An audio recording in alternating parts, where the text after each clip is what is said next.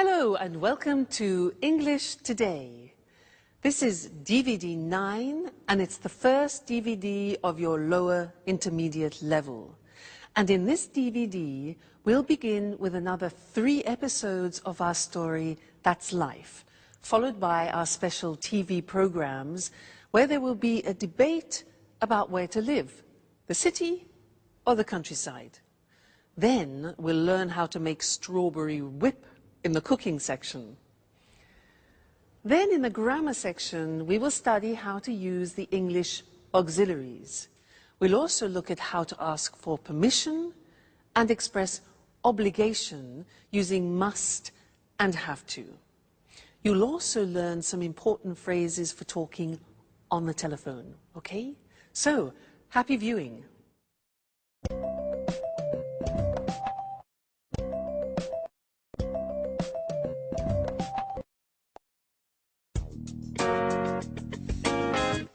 What horrible weather. I hate it when it rains. So what are we going to do today? It's a perfect day for tidying up. I enjoy putting the house in order when the weather is bad. By the way, look at the mess. We don't often get a chance to clean up together.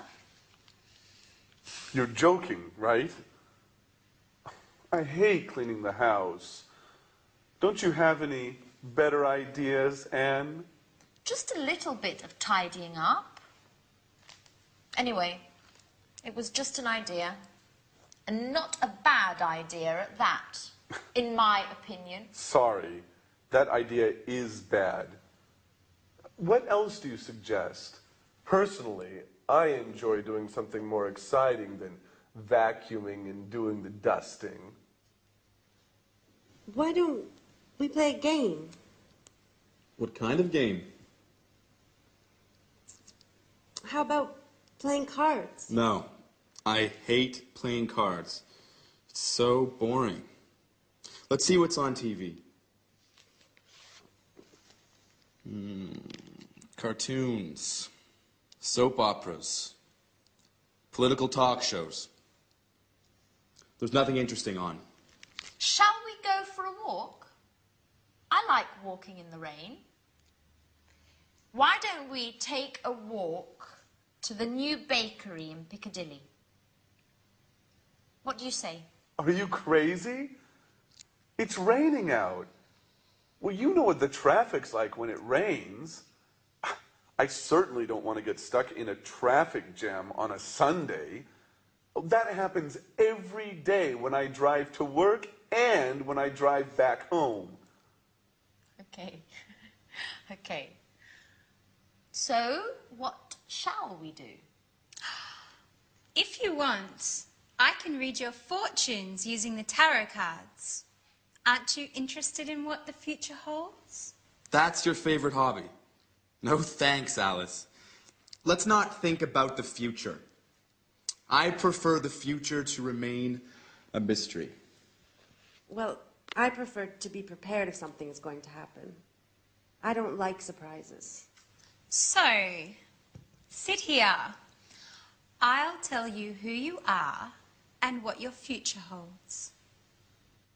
You know what I like to do on days like this? Nothing. Totally relaxing, doing nothing. I agree with you, Jack. Total relaxation. Now that's a great idea. And maybe eating something nice and tasty. Huh, Anne? Why don't you prepare us one of your lovely lunches? No way, guys. You don't want to go out. You hate cleaning the house. You don't like playing games. So, in other words, you want to do nothing while I have to cook.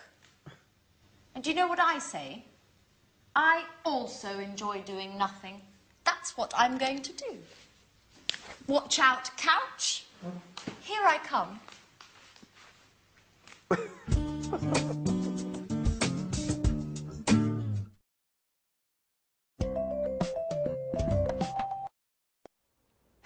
and welcome back to English Today, that live TV program where you can learn the English language. And in this lesson, I want to do some revision on the things that people don't like about the English language, the auxiliaries. Now, the exercise is simple. We're going to look at some of the auxiliaries that we've learned up to now. What are they? Well, we have learned am, is, are, do, does, and did. When do we use them? We use them in questions. Aha. This is the exercise. I have here some sentences in the positive form, and I want you to make questions using these auxiliaries. Okay? So, I'll give you an example.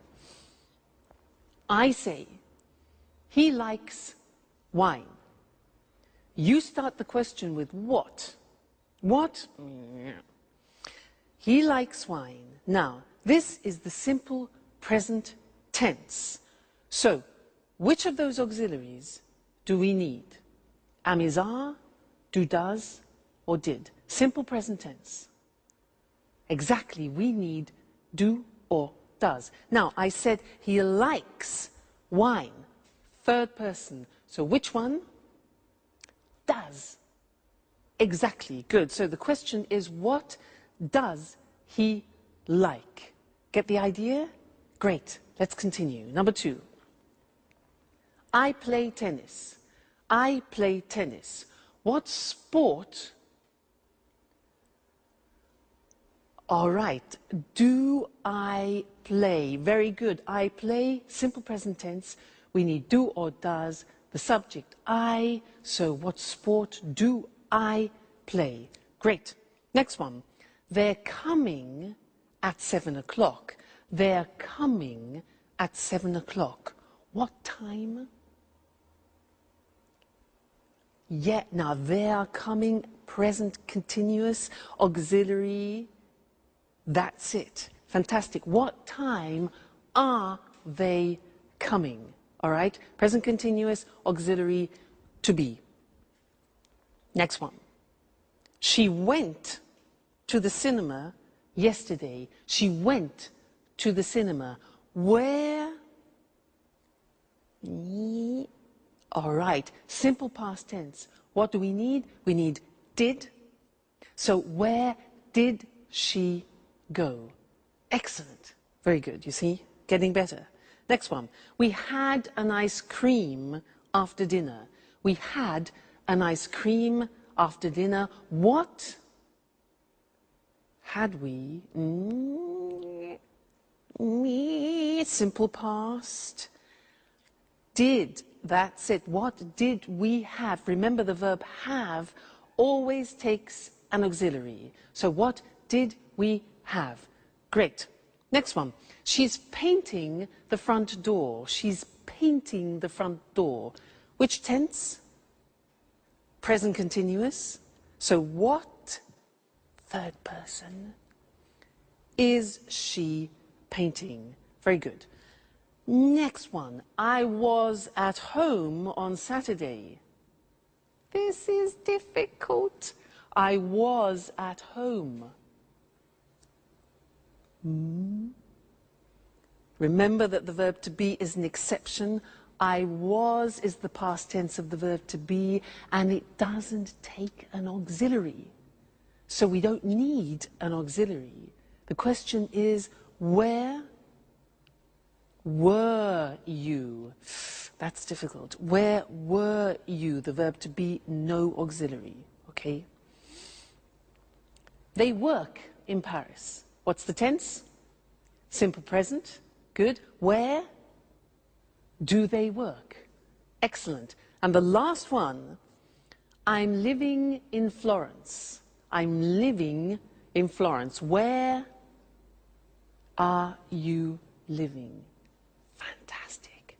You're getting better all the time. You see, it's just a question of practice. So now let's look at the screen and see those written just to remind you once more, okay? So He likes wine. What does he like? I play tennis. What sport do you play? They're coming at 7. What time are they coming? Present continuous. She went to the cinema yesterday. Where did she go? Simple past. We had an ice cream after dinner. What did we have? Simple past after dinner. Remember, have, you need the auxiliaries. She's painting the front door.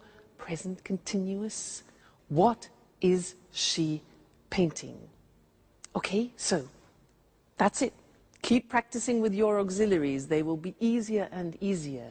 Now let's go back to our friends, where Alice is reading Sharon's tarot cards. Let's see what comes up. See you later. Bye.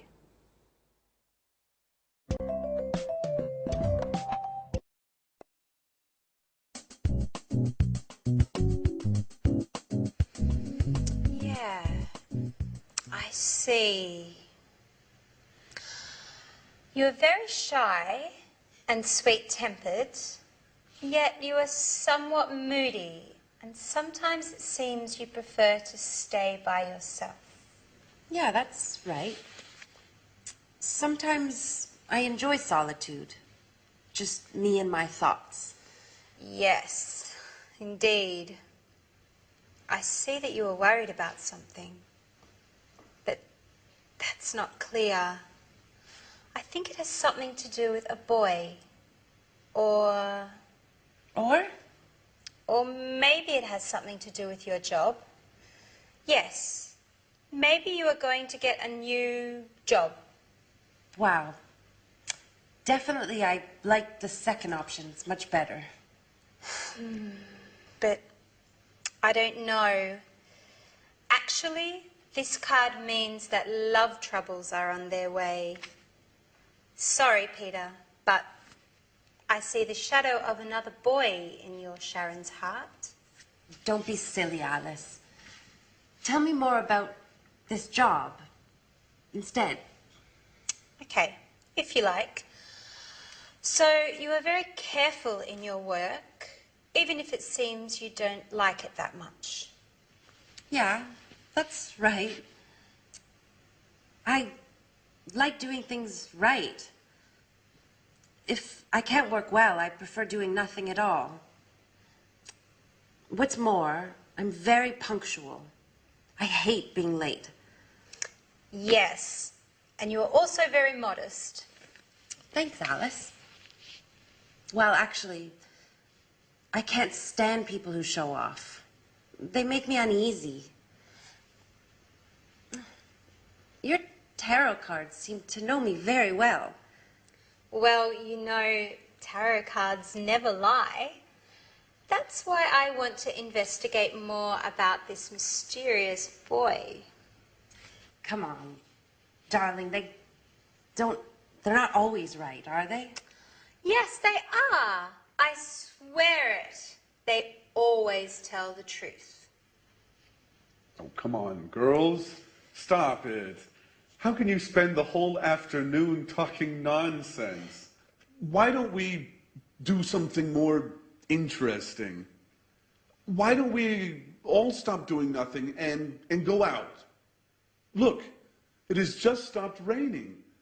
How about strolling in the park? Yeah, that's a great idea. Let's go.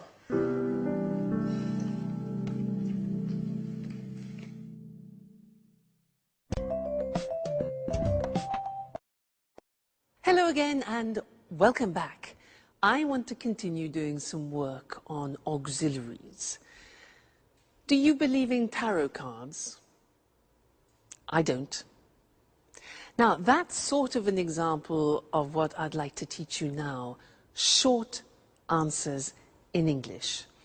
Usually in other languages, when you ask a question like, do you believe in tarot cards? People say yes or no. In English, it's a little bit more complicated. I can say, for example, do you believe in tarot cards? Yes, I do. No, I don't. So we take the auxiliary and we repeat it in the positive or the negative. So that's really quite strange. Other languages don't do that. As it's complicated, I want to go to the screen now and we can look at it written. It'll be easier for you. Very common. You'll hear it all the time. So, look at the example. Does he like wine? Instead of just saying yes or no, we take the auxiliary of the question and we say, yes, he does, or no, he doesn't. You see that? We repeat the auxiliary. Very unusual. Do you play tennis? Do is the auxiliary. Yes, I do. No, I don't. The negative. All right? So we always take the auxiliary of the question. Next one. Are they coming at 7 o'clock? We've changed tense. It's the present continuous, the auxiliary to be. So, yes, they are, or no, they aren't. Are they coming at 7 o'clock? Yes, they are. No, they aren't. Next. Did she go to the cinema yesterday? Did, simple past. Repeat. Yes, she did. No, she didn't. Okay? Next one. Did you have an ice cream after dinner? Yes, we did. No, we didn't. Is she painting the front door? Is. Yes, she is. No, she isn't. Were you at home on Saturday? Now listen to this. Yes, I was. You take the verb to be and you put it in the correct form. So were you? Yes, I was. No, I wasn't. Okay? Is she in the bathroom? Is. Yes, she is. No, she isn't. Do they work in Paris? Yes, they do. No, they don't. Are you living in Florence? Yes, I am. Verb to be, are you? Yes, I am. No, I'm not. So you see, it's really quite unusual, isn't it? And it's not easy. It's not a spontaneous thing. You have to practice. So, do you understand? Yes, I do. No, I don't. All right, so those are your short answers. Have some fun with them. Keep practicing them. And I'll see you in our next lesson. Okay? Bye.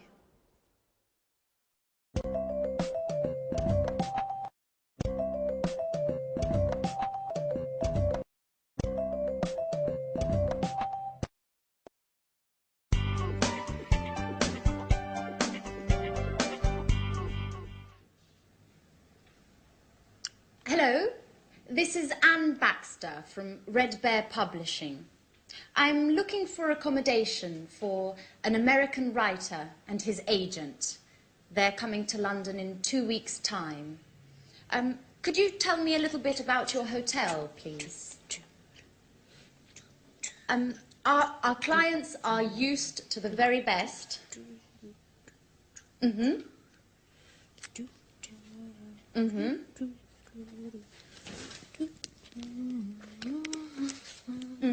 And do you also have a swimming pool? A sauna? Great. And as far as entertainment is concerned, do you have a lounge with live music?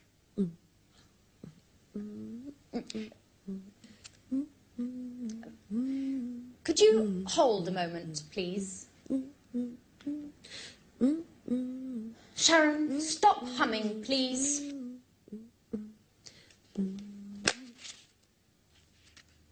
I can't hear anything.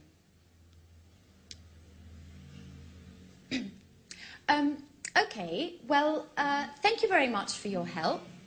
I'll let you know as soon as possible. Right. Goodbye.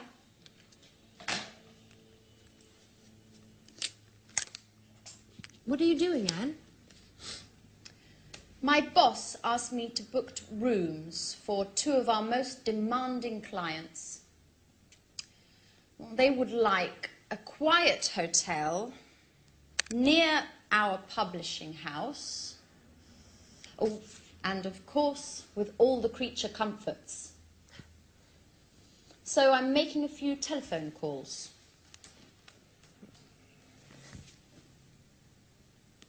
And listen to this song for a moment. It's Ray Charles's last recording. It's fantastic. I've got a lot to do, Sharon.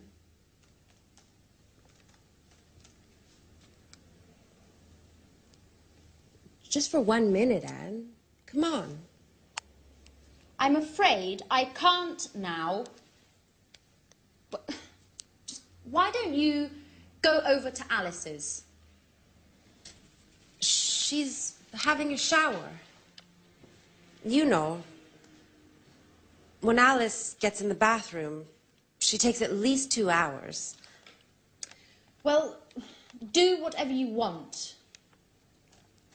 Just, please, get out of this room. Anne, what's the matter today? Why are you treating me so badly? That's enough, Sharon. I know everything about it. Everything about what? That you've got a lover. A lover? Are you going crazy, Anne? Oh, don't try and pretend with me, Sharon. And I call you a friend. But it's the truth. Uh-huh. And who is my romantic lover, by the way? You know. I'm talking about Jack. Jack? What are you talking about? The photograph. The one where you and Jack are kissing. It's not what you think, Anne. Uh-huh. So you tell me. You know, a picture says more than 1,000 words. That photo is from 3 years ago. We were engaged. Or what? But you and Jack were engaged. I know. I know. I wanted to avoid stupid gossip. And also because of Peter. So now you're telling me that... Well, I can't believe it. I know. I didn't want to hurt your feelings. See, now you're angry with me. That's why. Well, you're right, Sharon. I am mad at you. And now I look like a fool. I'm sorry, Anne, really. No, my hair! What's going on? My God, It's Alice. no. Come on, let's go see what's happening. Guys, quickly! Help! My hair!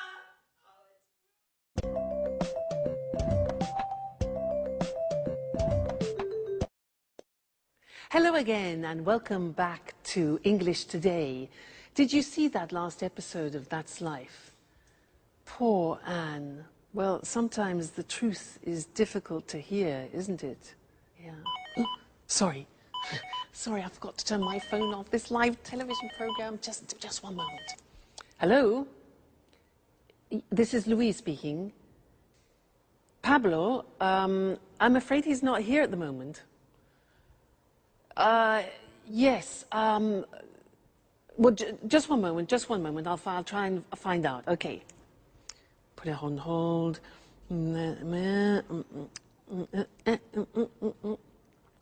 Hello?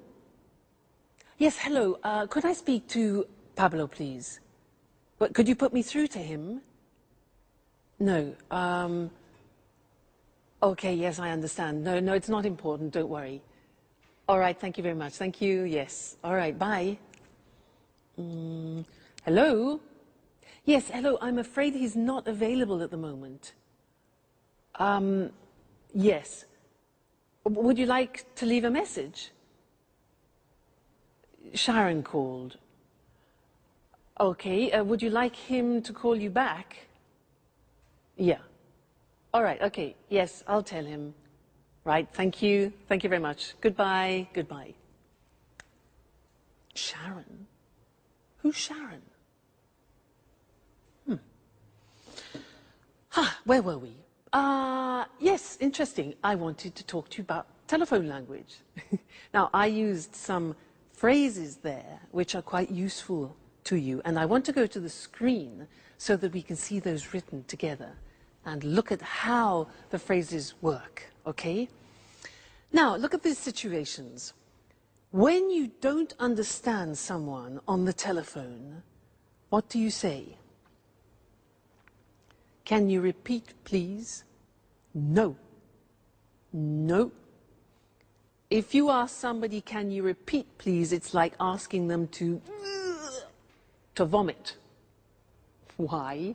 Because there is a small word missing, a very important one. In English, you must say, can you repeat that? Please, very important. Many people make that mistake, and they ask everybody to vomit on the telephone. So remember, can you repeat that, please? Good.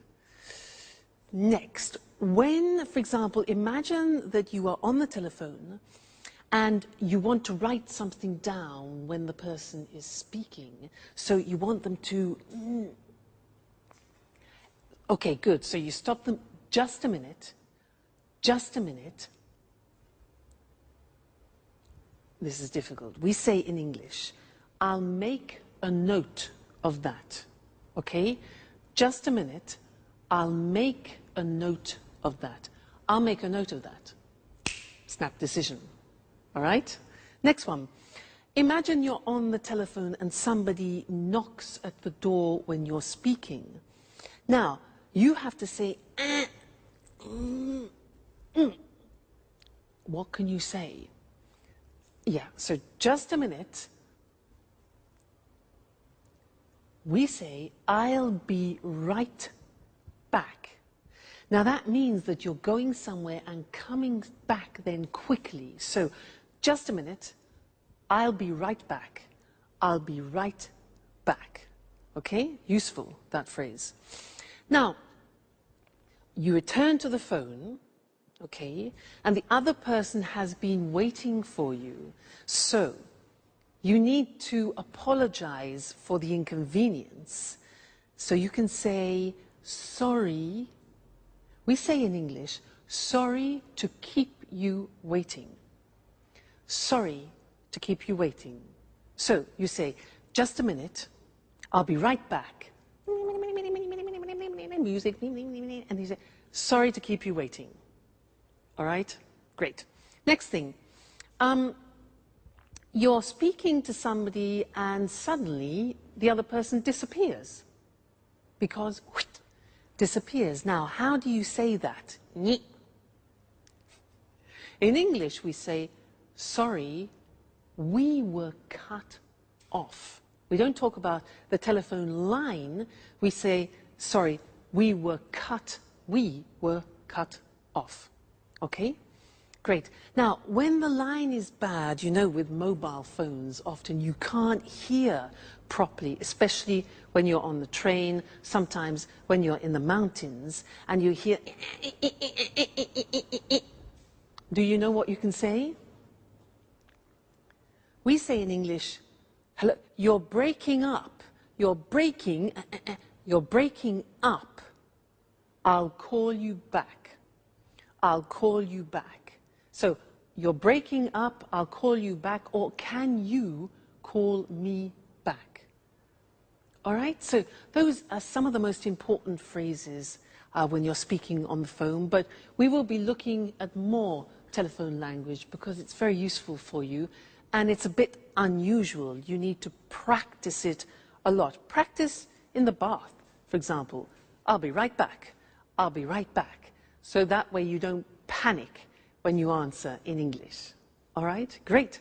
So I'll see you in the next lesson and we'll look at some more telephone language. Bye.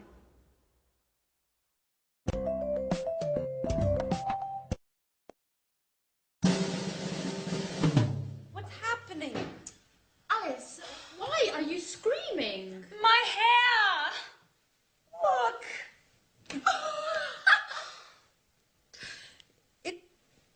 It looks... Your hair is green. I know.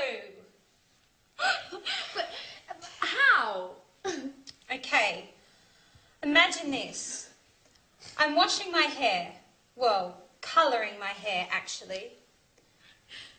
I want to change my look. My mobile rings. It's Tom.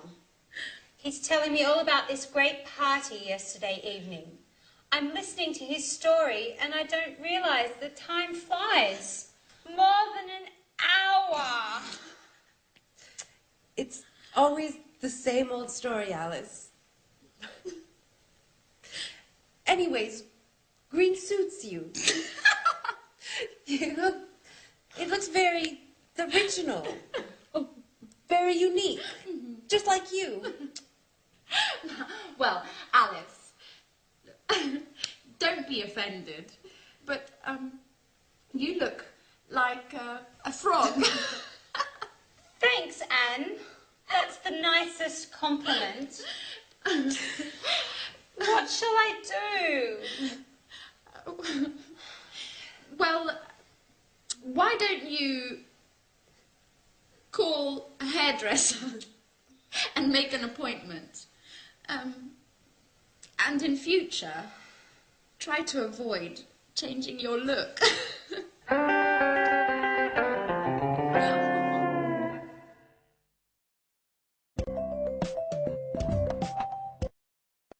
Hello again and welcome back to your live TV program where you learn English. And in this lesson, I want to go back to look at some more telephone English because it's really not that simple. We have special phrases that we use when we speak on the telephone in English. So to help us, let's go and look at those on the language screen, okay? Now the first thing is when you introduce yourself on the telephone, we don't say, I am Louise. We say this. We say, this is Louise, or this is Mr. Smith. Now that's really quite unusual and different to other languages. So, hello, this is Mr. Smith. Or we can say, hello, Tom speaking.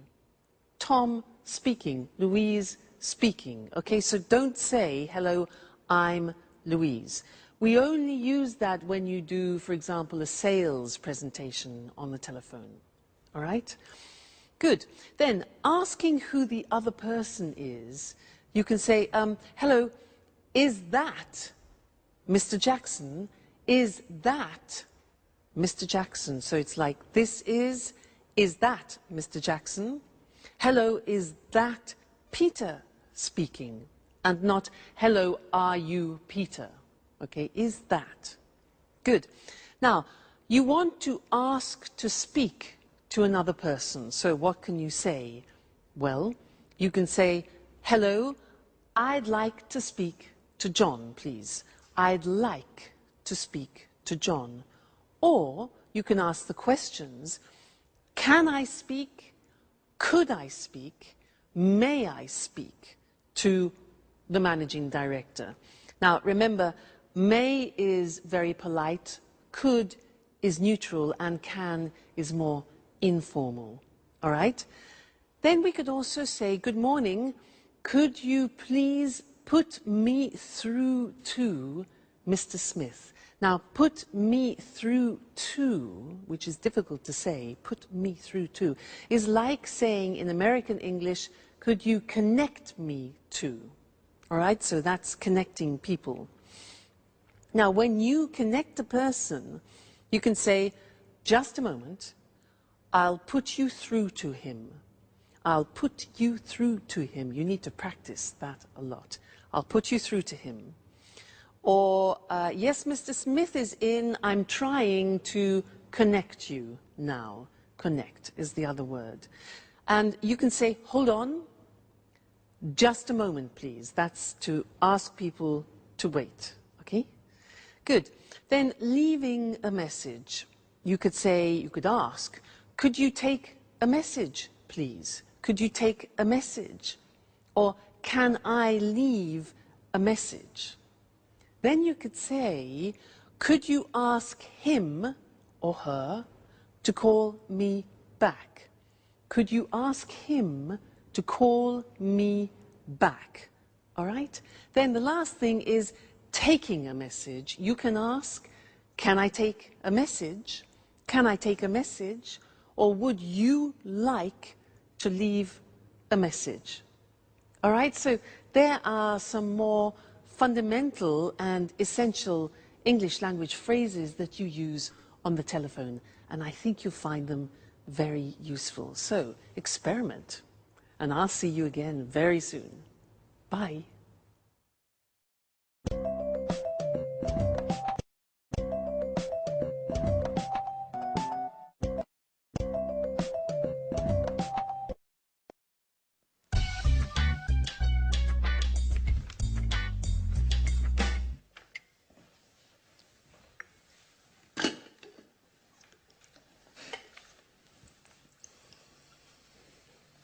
Good morning, everybody. Can I ask you a question?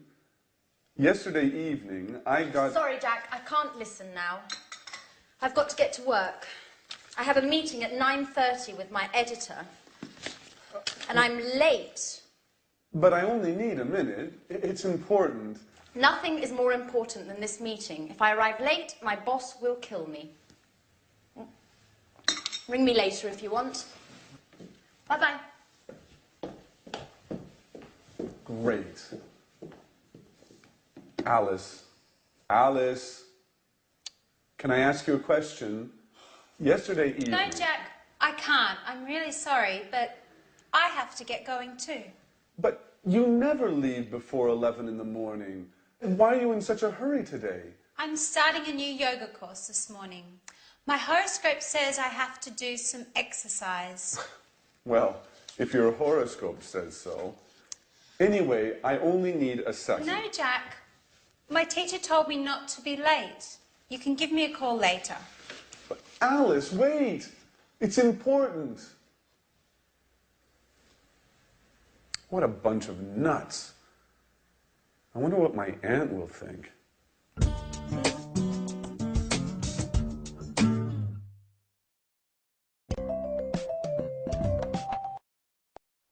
Hi again. Did you hear what Jack said? He said, what a bunch of nuts. Do you know that expression in English? Because nuts has a couple of meanings. Nuts are the things that you have in an aperitif, but it's also a way of calling somebody a crazy person. You say, you're a nut, means you're crazy. Okay, I just wanted to clarify that for you. He also said, can I ask you something? May I ask you something? He wanted the girls to listen to him, and they weren't paying any attention. And I want to talk to you about these words, which are may, could, and can, because they are the three forms that we use when we ask for permission. So what's the difference between them? Now, if I say, excuse me, may I open the window because it's hot in here, may is used in more formal situations. If I use could, it can be used in any situation. It's neutral. So, for example, could you lend me your pen? And can is used in more informal situations. Imagine you're at home, you're having dinner, you want the salt, so you can ask, can I have the salt? Less formal. So let's go to the screen and see those written, see the differences. We talked about it already, actually, when we looked at telephone conversations. So, formal situations, may I, and we can also say, may we. May I, may we. May I ask you a question? May I offer you something? And may I have this dance? So remember, may for formal situations, it's very polite, okay? Then could for neutral situations, which means you can use it in any situation, really. Could I use your phone, please? Could I change the appointment? And could we meet later? All right, so very useful verb. It's good in all situations. And then can you pass me the salt? Please, more informal with your friends, your family, people you know well. Can I have some wine, please? And can I borrow the car tonight? So, those are the examples, all right? May, could, and can. So, remember, depending on who you are talking to, make that choice. May, could, or can. Let's go back to that's life. The girls are exhausted and Jack has a surprise for them. Let's see what it is. Bye.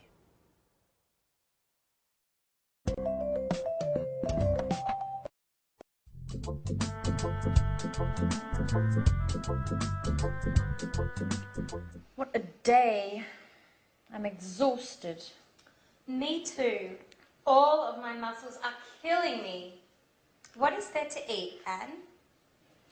Well, we can make a sandwich. That's about it. The fridge is practically empty. Jack, is that you? Who's that with him? Hi, everybody. This is my Aunt Carolina. She came all the way from Bologna to see me. She'd like to see how I'm getting along. Well, good evening. Jack, why didn't you say anything? I should clean up. Look at the mess. Well, everybody was in such a hurry this morning. I tried to telephone you, but your mobile was off. And Alice's mobile just rang and rang. I imagine you left it at home again as usual, Alice. Well, I guess so. Good evening. It's a pleasure to meet you. Well, well, only girls, eh? So, you are Alice. Alice, the interesting one of the house. And you are Anne, the housekeeper. Please, Aunt Carolina. So that's how you describe us. Come on. Aunt Carolina is only joking, right? And this is the wonderful house. Well, yes. But it's usually tidy. It's still very charming. Thank you. Well, may I offer you something? Would you like to have a glass of wine, maybe? Yes, thank you, I would. Alice, could you get a bottle of wine, please? There isn't any wine. Anne, there isn't any wine. There isn't any beer. We have to do the shopping. Oh, well, I'm terribly sorry. It's not usually like this, but today was very busy. Do you know what? Let's go out for dinner. Oh. What do you say, Aunt Carolina? That sounds good to me. Excuse me, do you go out dressed like that? Maybe you should get cleaned up a bit. Yeah, you're absolutely right. Let's get ready to go out on the town. May I ask you a question, Jack? Of course, Aunt Carolina. Shoot. Do you really think it's such a good idea to live together with all these women?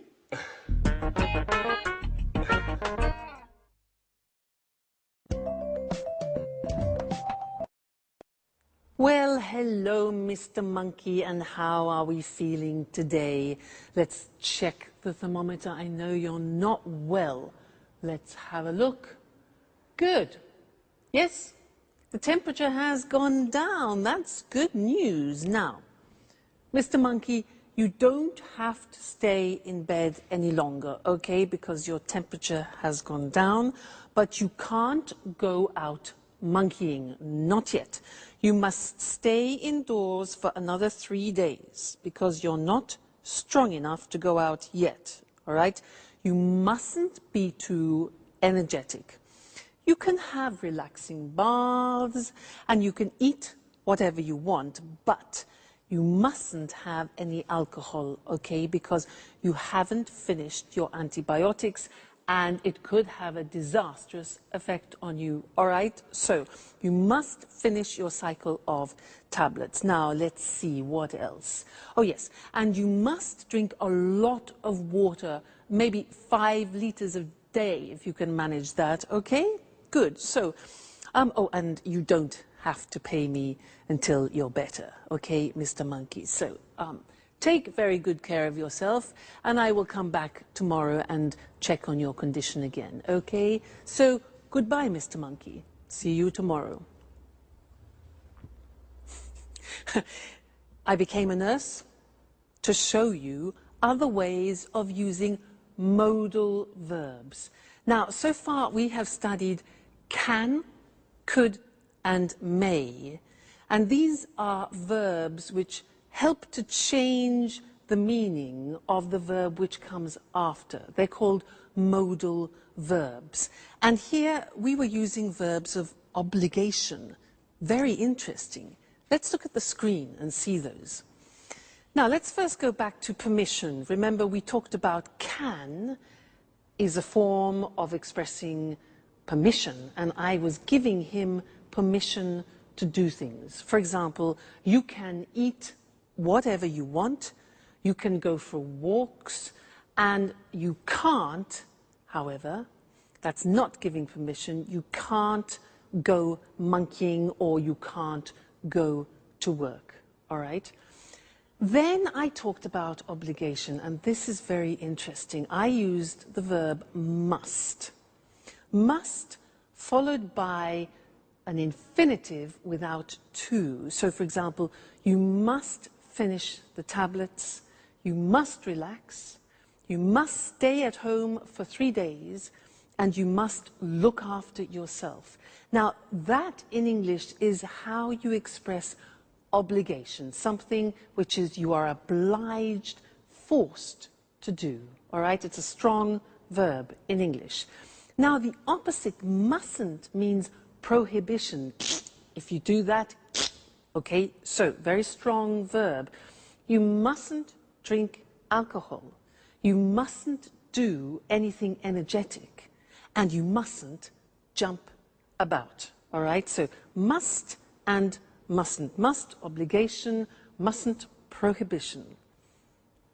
Then I said something else. I said, you don't have to stay in bed. Now that's very interesting because that's optional obligation. And it's the same as saying you don't need to stay in bed. You don't have to stay in bed. It's optional.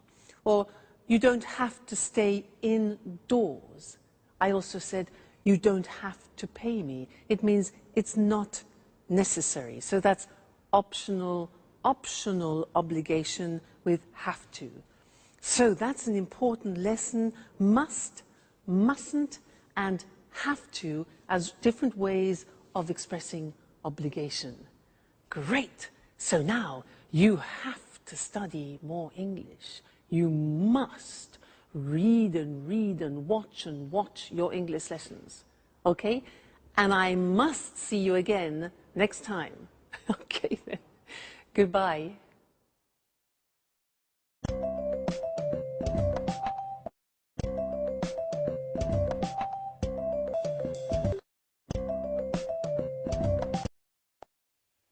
Good evening.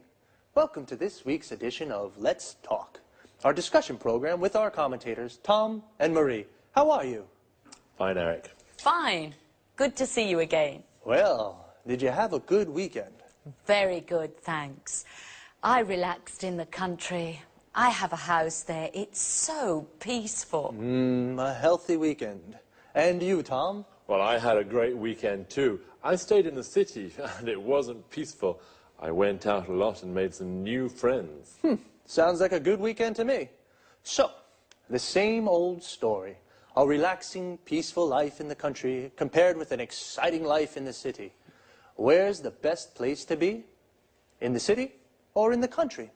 Let's discuss this more. Sure. I'll convince you that gardening's more interesting than the pollution and chaos of the city. Well, I'm not so sure about that. Last weekend, I went to the cinema, a rock concert, and 2 parties. Gardening isn't for me. Really? Your weekend certainly wasn't relaxing. Don't you feel tired? Well, maybe a little, yes, but I love city life. The city offers so many things. It's fantastic. I don't agree with you. Life in the city is too stressful. You rush around all day long. And then there's the traffic and finding a parking space. Walking in the woods is far better than being stuck in traffic jams. I'm really thinking of moving to the country. Well, I don't think I could ever live in the country. I'd die of boredom.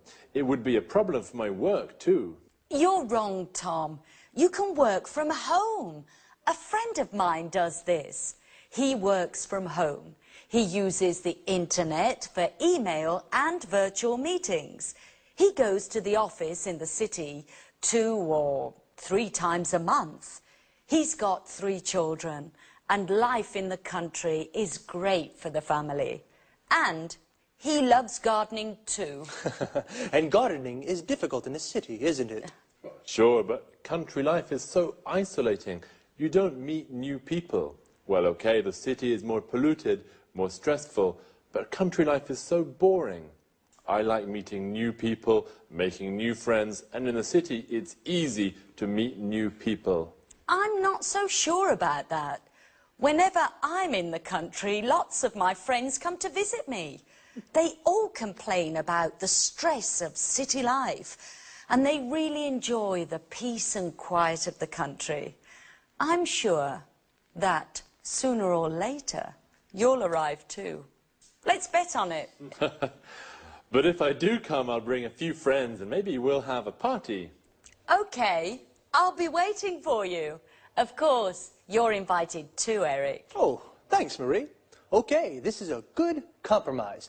A less stressful weekend for Tom and a more exciting one for Marie. Well, the city or the country? I think it's difficult to say where it's best to live. It depends upon your taste. The country life is more relaxing, whereas the city life is more exciting. Well, time to say goodbye. Goodbye, Marie, and goodbye, Tom. Goodbye, Eric. Goodbye, Eric. And goodbye to you. And see you again next time on Let's Talk.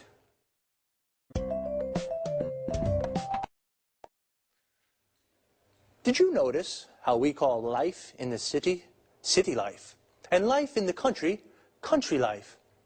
City life is more exciting, but also quite stressful. We say something is stressful when it makes you nervous. The traffic in the city is stressful. Traffic is the word we use for cars, buses, trucks, everything on the roads. When the traffic moves slowly or stops, we say there is a traffic jam. Parking in the city is also stressful. It's often difficult to find a parking space to park your car. Notice the verb is to park, and a place where you can leave your car is called a parking space. Usually in cities, there are car parks. A car park is a big area with lots of parking spaces for many cars. Another problem in the city is the pollution. Pollution is the contamination of the environment. For example, the traffic makes the air dirty. In the country, the air is clean and it's easy to park. But Tom says it's boring to live in the country because there's nothing to do. Boring means that it's not interesting. Marie says it's relaxing to live in the country. Relaxing means it makes you feel relaxed. Notice that often the adjectives we use to describe things, places, or people end with ing. The city is exciting. The country is relaxing, but boring. Adjectives that describe how a person feels often end with ed, ed. Tom is bored. In the country, Marie is relaxed. In the country, and stressed. In the city. Marie said that the city, you rush around all day. Rush around means to go everywhere and do everything very quickly. But in the country, you can go for walks in the woods and do the gardening. A wood is an area with lots of trees. The gardening is the work you do in your garden, like watering the plants or cutting the grass. Well, see you.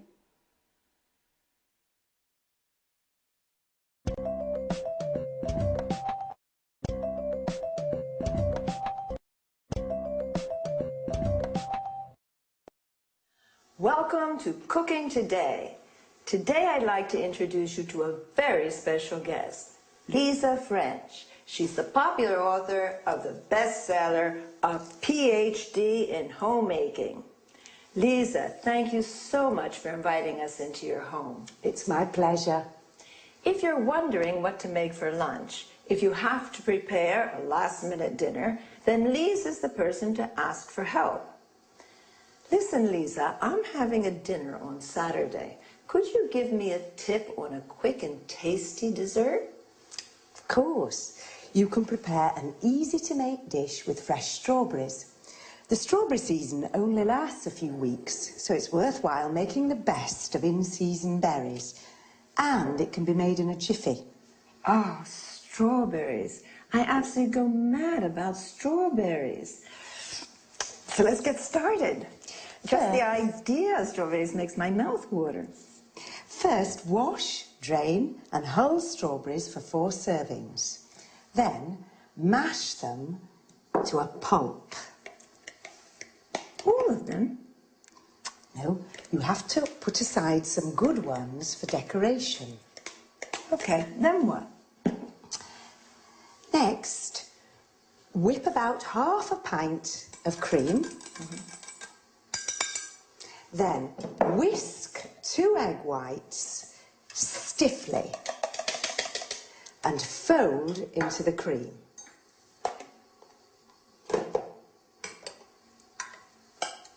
Add the strawberry pulp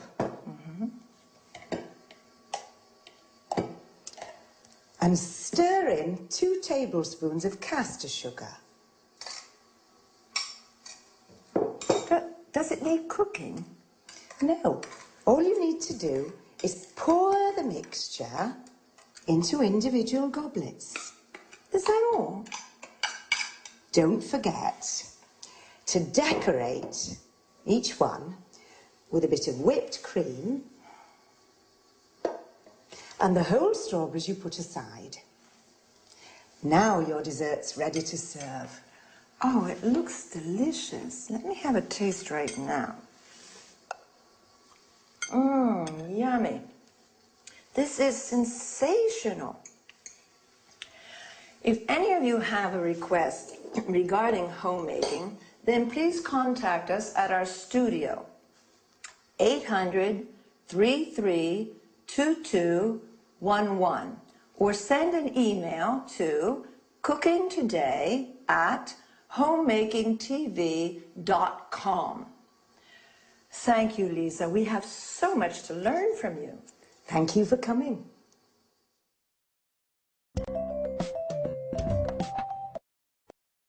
Have you enjoyed the recipe? Well, now let's go over the language used in the interview. First of all, let's explain what a homemaker is. A homemaker is an expert in all matters concerning administration and running of a household, cooking, budgeting, sewing, etc. Lisa used some typical culinary terms. Drain means eliminating excess water from food after washing or boiling. You drain pasta, vegetables, and so on.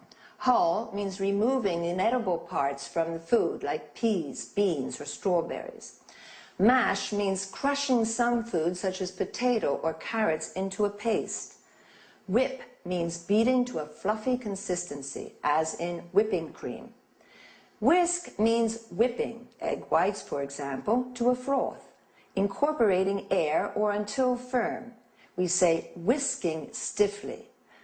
Stir is moving a spoon around a liquid when we add one ingredient to another, and mix them together when we say stir in. Fold in means blending other ingredients to a whipped mixture, stirring gently. Pour means adding a liquid into a mixture or serving tea, coffee, water.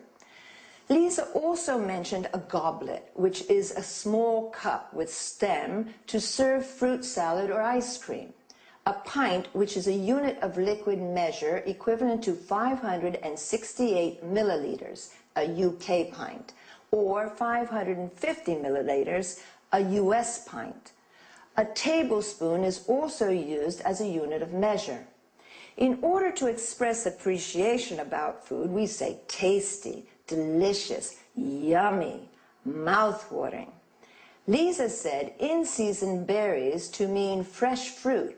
Otherwise, we say out of season, not to be confused with the word seasoning, which means adding salt, pepper, and other spices to food. A berry is a small fruit, such as a strawberry, blackberry, raspberry, blueberry. Another useful term is serving. You can also say helping. It refers to individual portions of food.